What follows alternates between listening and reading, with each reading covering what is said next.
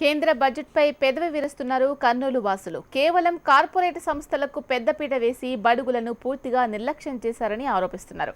కొత్తగా తెరపైకి తెచ్చిన కొన్ని పథకాలు మాత్రం కాస్త ఆశాజనకంగా ఉన్నాయంటున్నారు. రైతులకి, గిరిజనులకి కేటాయింపులు బాగున్నా వాటి అమలుపై అనుమానం వ్యక్తం చేస్తున్నారు. గతంలో చూపిన మాదిరిగానే ఈసారి రాయలసీమ లాంటి వెనుకబడిన ప్రాంతాలకు మొండి చెయ్యి చూపారని ఆగ్రహం వ్యక్తం చేస్తున్నారు.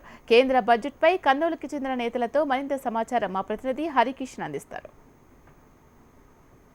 పెద్ద నోట్ల రద్దు వ్యవహారం తర్వాత ఆర్థిక మంత్రి అరుణ్ జైట్లీ కేంద్ర బడ్జెట్ని ఈరోజు పార్లమెంట్లో ప్రవేశపెట్టారు. ఈ నేపథ్యంలో ఎన్నో ఆశలు పెట్టుకున్న ఆంధ్రప్రదేశ్కు కొత్తగా ఏం వరాలు ఇచ్చారు, ముఖ్యంగా అమరావతి రాజధానికి అలాగే జాతీయ ప్రాజెక్టుగా ఉన్నటువంటి పోలవరంతో పాటు ఇటు వెనుకబడిన రాయలసీమకు, ఉత్తరాంధ్రకు ఏమేమి ఇచ్చారో తెలుసుకునే ప్రయత్నం చేద్దాం.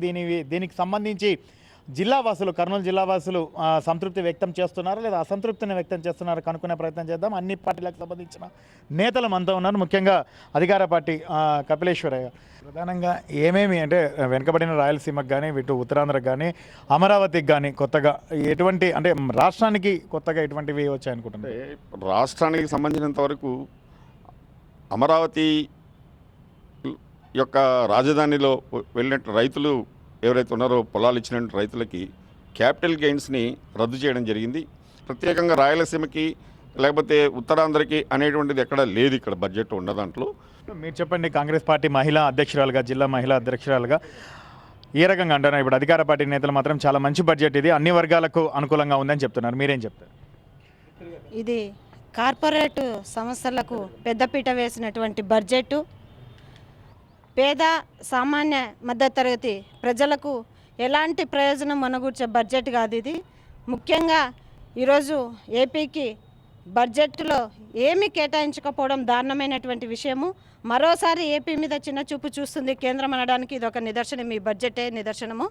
ఈరోజు ఆయన అమరావతి నిర్మాణానికి వచ్చినప్పుడు ఒక మట్టి పాత్రలో మట్టి తెచ్చి ఇచ్చినట్లు, ఢిల్లీ నుంచి తీసుకొని వచ్చి ఇచ్చినట్లు, అలాగే ఇప్పుడు బడ్జెట్లో కూడా ఏపీ రాష్ట్రానికి మట్టిని ఇచ్చినట్లు ఏమీ ఇవ్వకుండా బడ్జెట్లో ఈరోజు అన్యాయం చేసింది.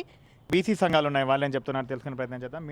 కేంద్ర బడ్జెట్లో ఖచ్చితంగా బడుగులకి అన్యాయమే జరిగింది. ఎందుకంటే పెద్ద నోట్ల రద్దప్పుడు కూడా పేదలు, బడుగులు కష్టపడినంత కార్పొరేట్ వాళ్ళు ఎక్కడ కూడా క్యూ లైన్లో నిలబడి ఎక్కడ కూడా డబ్బులు తీసుకోలే. వాళ్ళ డబ్బు మాత్రం బ్లాక్ మనీ, వైట్ మనీ అయినట్టునే ఈ బడ్జెట్ కూడా అట్టనే ఉంది. కార్పొరేట్లకు అనుకూలంగా ఉంది కానీ పేదలకు అనుకూలంగా లేదని మేము అభిప్రాయపడుతున్నాం. మీరు చెప్పండి, జన విజ్ఞాన వేదికగా మీరేం చెప్తారు? ప్రధానంగా గత బడ్జెట్లకు ఈ బడ్జెట్లకు తేడా ఏంటి? పెద్ద నోట్ల రద్దు తర్వాత వచ్చింది, ఎలా చెప్తారు? యాక్చువల్గా పెద్ద నోటు రద్దు తర్వాత చాలా వ్యతిరేకత వస్తుందని చెప్పేసి అందరూ భావించడం జరిగింది. అయితే ఈ బడ్జెట్లో వీళ్ళు చెప్పింది ఏంటంటే ఆధార్ అనుసంధానిత సేవలు తీసుకొస్తా అని చెప్పడం జరిగింది. టెక్నాలజీని బాగా యూజ్ చేసుకున్నారని చెప్పేసి ఈ బడ్జెట్లో చెప్పవచ్చు. చాలాసార్లు చెప్పింది ఏంటంటే ప్రతి ఇష్యూలో కూడా రాజకీయ పార్టీలకు చెల్లించే సేవా పన్నుల విషయంలో 20,000 దాటితే ఖచ్చితంగా వాళ్ళు ట్యాక్స్ కిందకి వచ్చేస్తారు. ఖచ్చితంగా ప్రతిదీ చెక్ రూపంలో చూపించాలి, అకౌంట్ ఫర్ ఉంచాలని చెప్పేది ఇది నిజంగా చాలామంది హర్షించదగ్గ విషయం. ఈ విషయంలో మాత్రం ఖచ్చితంగా ఎవరు అవునన్నా కాదన్నా దీన్ని హర్షించాల్సింది ఖచ్చితంగా. బడ్జెట్పై భిన్న వాదనలు వినిపిస్తున్నాయి. అధికార పార్టీ అలాగే కొంతమంది మాత్రం బడ్జెట్ ఆమోదయోగ్యంగా ఉందని చెప్తే మరికొందరు మాత్రం పూర్తిగా దీన్ని వ్యతిరేకిస్తున్నారు. కేవలం కార్పొరేట్ కంపెనీలకు మాత్రము తొత్తులుగా వ్యవహరిస్తున్న పరిస్థితి కనిపిస్తుందని ఆరోపిస్తున్నారు. మొత్తానికి మాత్రం బడ్జెట్ ప్రవేశపెట్టి రేపు ఎల్లుండి ఇంకా సామాన్యులకు కూడా చేరుకునే అవకాశం ఉంటుంది. కెమెరామెన్ కిరణ్తో హరికిషన్, HM TV, కర్నూలు.